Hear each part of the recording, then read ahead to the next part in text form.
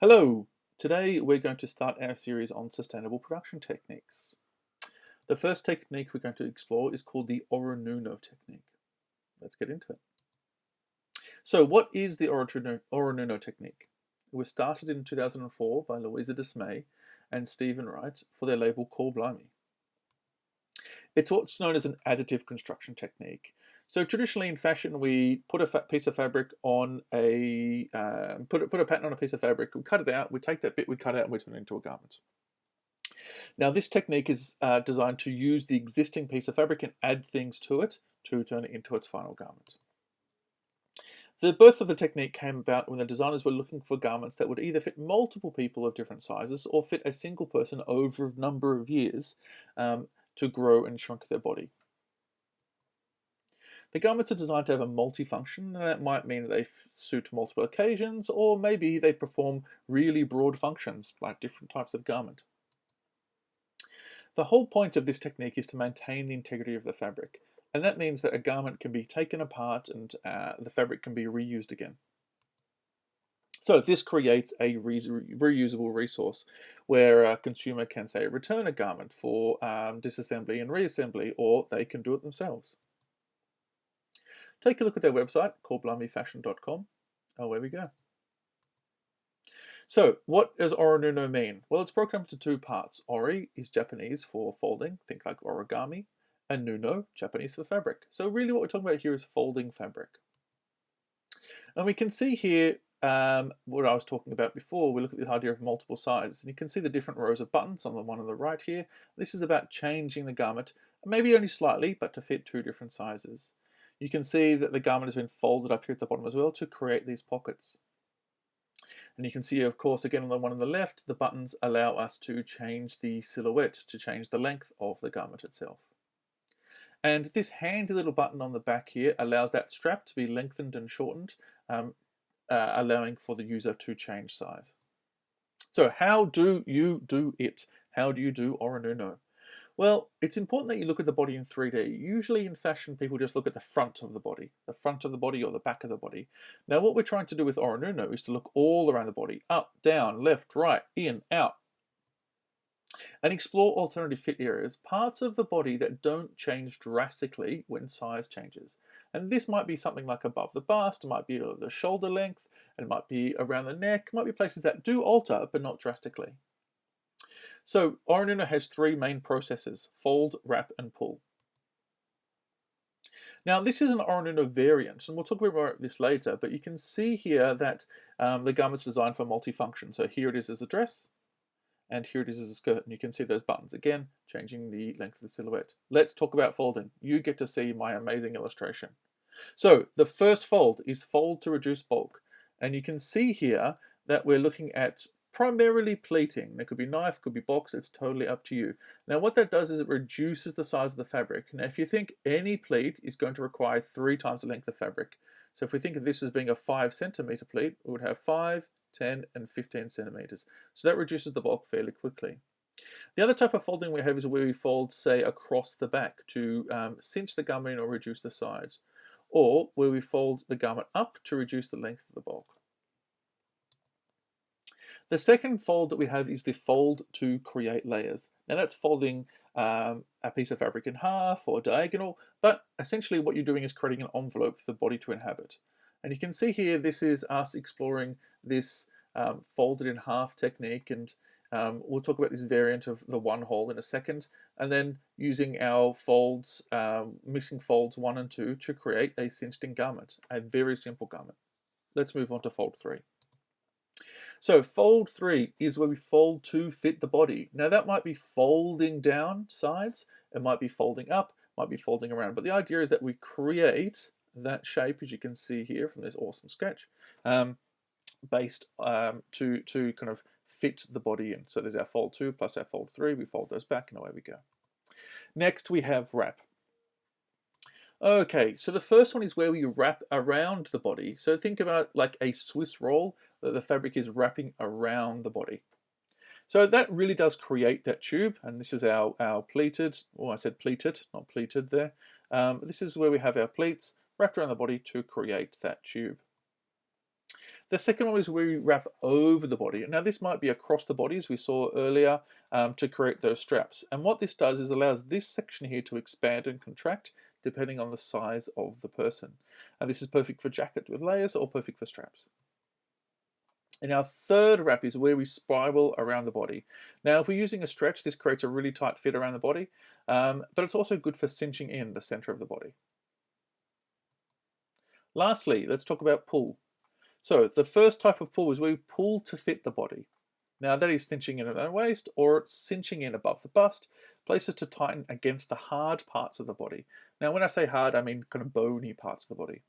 This is the most basic version of anything that you can do. Then we have to pull up, so our second pull is pulling up. So we're even pulling up for length. Now that might be using straps, as you can see here, my excellent illustration. Surprised I went to fashion school, to create the different length of the body, but also here, looking at different hang points. So a button and a button loop to create different drapes and allows the wearer to alter the length. And pull three. So pull three is to fit on a section of the body. So that might be, say, across the back where we get excess gathers, and this might be an adjustable strap to change the size and to create multi-size of the garment. And you could do that, say, on the shoulder to change the length of the sleeve, or across the above bust on the front of the body to alter the jacket. Hilarious smiley face there. Now, it's important to note before we move on that these aren't new techniques. They're techniques used in lots of different other places in fashion, but this is a way to put them all together in a technique that has kind of clear rules. So let's take a look what we've done here. You can see here we've got our straps to pull up the body, and we've cinched in with this fold. See, we're folding up here. You can see that's the hem of the garment there, with our straps, and we're kind of folding in. You can see our fold across body here allows us for our access point, and you can see the excess fabric here will adjust with the wearer. And this is our second type of folding that folds in to fit the body. Right there, these were little pointy edges that came out here that were folded back in.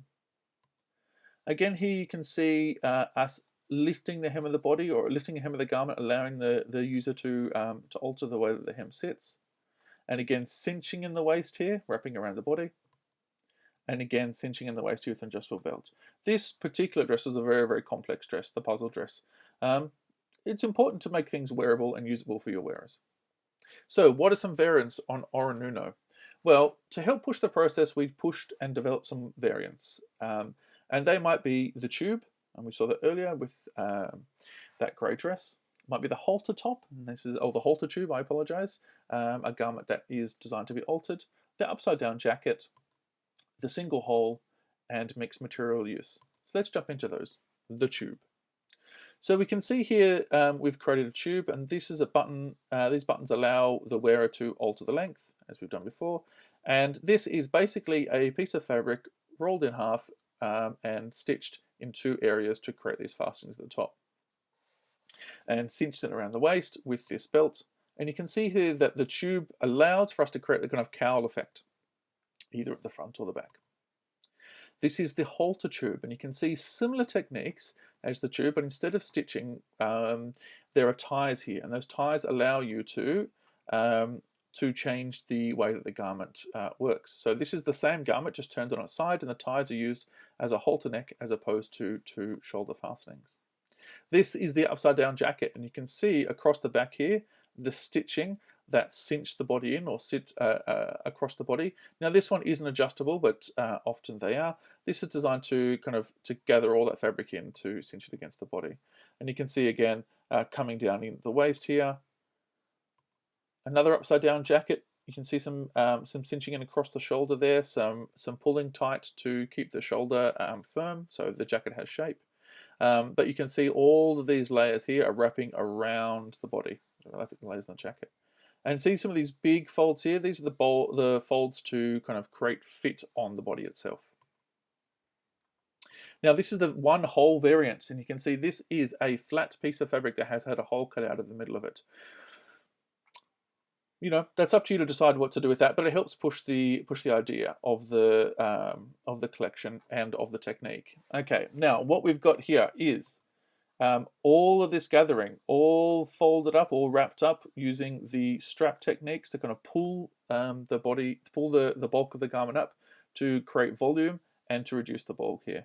And you can see here across the top of the body, across above the bust, there's a waistband, for want of a better term, but no, it's not the waist. It's a band across the top of the body to kind of cinch the body in. And if you look at the back here, you'll see a single button, and that single button is on a pleat, allowing the garment to change shape and size. Now, if you're very tricky and very exciting, you will take the fabric that you took out of the hole and turn it into an accessory. Now, of course, this is a different piece of fabric, and that's the way to do it. You mix up the hole from one piece of fabric with the excess from another.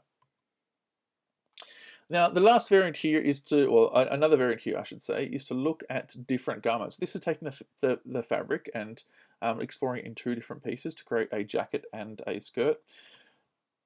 And you can see here that cowl at the back there, the same as the other upside down jacket. And this is another piece that uses the double fold to create layers, and you can just see the edge of those layers there. Okay, to create that volume. This is a very kind of voluminous fabric, or fabric with a very small amount of drape, which gives it a lot of body. And you can see here this pulling across the back of the body there to create that fit. Now it creates texture, some people find it pleasing, some people don't, but it's all about exploring the technique. And you can see again that technique used across the shoulder. Now this is where we start to mix materials up, and this actually is excess leather, waste from the leather industry. And these sections here are the legs of the animal itself. Now you might have different ethical reasons why you may or may not use leather. The designers for this technique were both vegan, and they found that the choice of using leather was about using the waste material from the leather industry. And that's up to you to make those decisions. They're all ethically yours, and you can see again that technique across the back to create a bit of fit. So, is Orinuno sustainable? Yes, in the sense that it's designed to last a long time. It's designed to create a connection with the wearer and last for multiple seasons, and allow the wearer to alter the garment how they see fit. It also allows the wearer to have a bit of a role in the design process. User-centered design is an important part of contemporary fashion design. It allows the wearer to kind of be part of that world. It also does maintain either all or the vast majority of the fabric, and gives the wearer an ability to have that fabric returned, and the kind of scuffs and fading and all those things that happen to a piece of fabric as we use it will create an interesting patina on the fabric itself. So in that sense, it is sustainable. Oh, maybe it's not. So why isn't it sustainable? Well, it does still cut the fabric. It does still stitch the fabric. It does still use the fabric. But more broadly, it's important to note that the kind of consumption of clothing is in itself inherently unsustainable if it's not designed for a purpose. If the product that you develop is just there for someone to consume, then it's actually not sustainable in any way.